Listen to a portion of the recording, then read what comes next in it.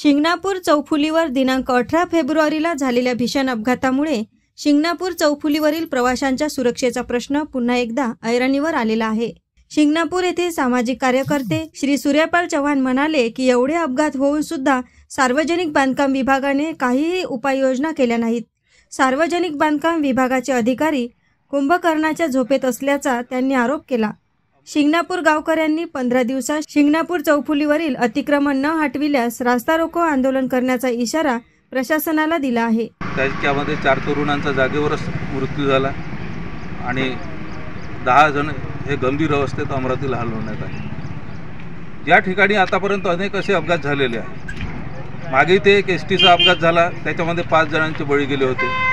त्याच्यानंतर ट्रकचे अपघात झाले होते, त्याच्यामध्ये बळी गेले आणि असे 1-2 माणसांचे अपघात तर इथे नेहमीच घडत असतात। आतापर्यंत इथे जवळपास 30च्या वरती जण हे अपघातामध्ये मृत्यू पावलेले आहेत। प्रत्येक वेळी प्रशासन या रस्त्याकडे दुर्लक्ष करत आलेलं आहे। या रस्त्यावर स्पीड ब्रेकर नाही, या रस्त्यावर हा ब्लॅक स्पॉट ठरलेला आहे, पण इथे हे अपघात प्रवण स्थळ आहे असं दाखवणारा एक सुद्धा बोर्ड रस्त्यावर नाही आहे।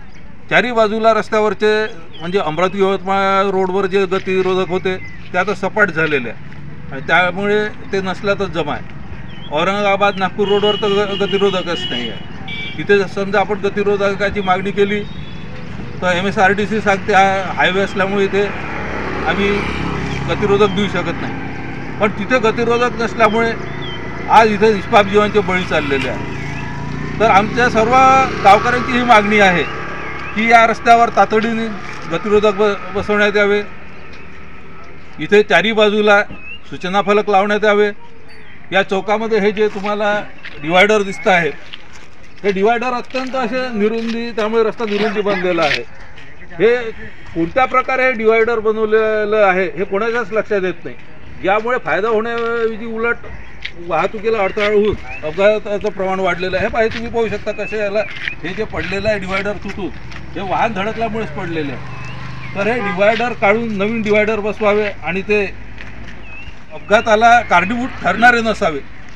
त्याचप्रमाणे इथे तुम्ही चारी बाजूला जर पाहिलं तर तुम्हाला अतिक्रमण दिसेल। या अतिक्रमणांमुळे दोन्ही बाजूनी येणाऱ्या चालकाला डावीकडचा आणि उजवीकडचा विभाग दिसत नाही, त्यांना इथे चौफुली आहे हे सुद्धा समजत नाही आणि त्यामुळे हे कारणसुद्धा एक अतिक्रमण हे एक कारण अपघाताला कारणीभूत बनलेलं आहे। तर हे अतिक्रमणसुद्धा इथले त्वरित हटवले पाहिजेत। इथे ॲटो स्टँड नाही आहे, त्यामुळे चौकातच ॲटो उभे राहतात।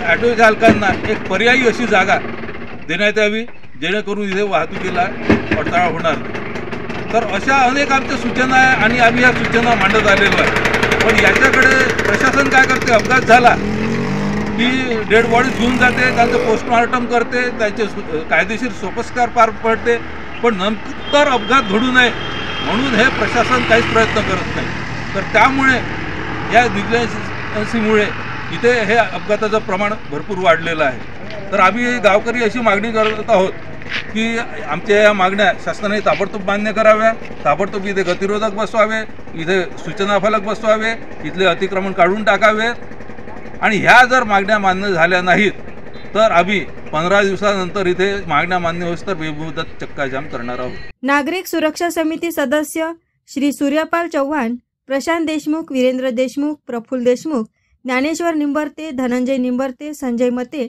श्याम पवार व समस्त शिंगणापूरचे गावकऱ्यांनी AS न्यूज महाराष्ट्राच्या प्रतिनिधींना माहिती दिली।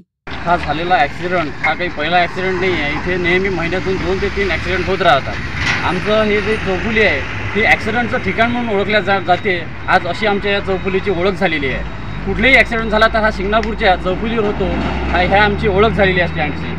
पण हा अपघात एक दुसरा नसून हा वर्षातून कित्येक अपघात इथे होतात, कित्येक जीवितहानी इथे होते। यामागे या ॲक्सिडेंटची जबाबदारी पुरेपूर प्रशासनाची आहे, कारण जेव्हा अपघात होतो, जेव्हा जीवितहानी होते तेव्हाच फक्त हे प्रशासन जागा होतं, पण प्रशासन वर्षानुवर्षे फक्त झोपी गेलेलं असतं। आपले इथचे प्रशासन फक्त वेळ काढू आहे, कागदोपत्री व्यवस्था करणार आहे। बाकी जर व्यवस्था पाहिली तर यांची काहीही दिसून येत नाही। आपण आपल्या ह्या स्टँडवरून कित्येक गावची मुलं शाळेत जातात, मंगरूळ, पिंपरी धामक येवती इकडे शिंगणापूरची मुलं जातात. पण आपण अवस्था पाहू शकता या रोडची स्टँडची, की हे सिमेंटचे जे आहे ठोकळे आहे हे सुद्धा पडलेले आहेत. आणि हा रोड किती छोटा झालेला आहे. इथून वाहनाची संख्या पाहता आणि लोकांची रहदारी पाहता हा रोड खूप छोटा झालेला आहे. आणि प्रशासन तरीही फक्त ॲक्सिडेंट झाल्यावर, अपघात झाल्यावर आणि जीवितहानी झाल्यावरच हे प्रशासन जागं होतं. तसं हे प्रशासन झोपी गेलेलं आहे का, असा आमचा सर्वांचा या प्रशासनाला प्रश्न आहे. हा इथून जेव्हा यवतमाळवरून गाडी येते, औरंगाबादवरून गाडी येते, नागपूरवरून येते, अमरावतीवरून येते, तेव्हा येणारी गाडी, विरुद्ध दिशेने येणारी गाडी कुठेही एक दुसऱ्या गाडीला दिसत नाही. त्यामुळे झाडं वाढलेली आहेत, कुठेही सफाई नाही. आपण पाहू शकता, जर रस्त्याची साईड दाखवली, आपण विद्यार्थी येतात, शाळेची विद्यार्थी येतात, रस्त्याची साईड दाखवली तर तिथून विद्यार्थ्यांना जाण्या येण्यासाठी, प्रवाशांना जाण्या येण्यासाठी सोय नाही आहे. रस्त्याच्या मधून चालावं लागतं, विद्यार्थ्यांसाठी कुठलीही सोय नाही. आणि आपण इथे पाहू शकता स्टँडवर प्रवाशांना सुद्धा रस्त्यावर उभं राहावं लागतं, चौफुली उभं राहावं लागतं. प्रवासी निवाऱ्याची व्यवस्था इथे नाही. आज आपण पाहू शकतो की शिंगणापूरचं स्टँड हे सगळीकडे ओळखलं जाणारं आणि सगळ्यात मोठं आणि समृद्धी हायवे जवळ असणारं आणि समृद्धी हायवेवरून इथून गाड्या समृद्धी हायवेवर प्रवेश करत असल्यामुळे इथे रहदारी हे खूप मोठ्या प्रमाणात आहे. आणि रहदारी मोठ्या प्रमाणात असल्यामुळे तरीही या स्टँडची कुठलंही काम करण्यात आलेलं नाही आहे. आपण पाहू शकता रहदारी आपल्या समोर आहे, पण इथे कुठलीही व्यवस्था, कुठलाही ट्रॅफिक पोलीस, कुठल्याही इथे निगराणी कोणाची इथे आहे नाही. म्हणजे इथे कारभार हा फक्त चालवलेला आहे म्हणजे चालू आहे. बाकी इथले कुठेही प्रशासन, या सगळ्या कारणाला प्रशासन पुरेपूर जबाबदार आहे. AS न्यूज महाराष्ट्रकरिता शिवनी रसुलापूर येथून प्रतिनिधी मिलिंद कडू.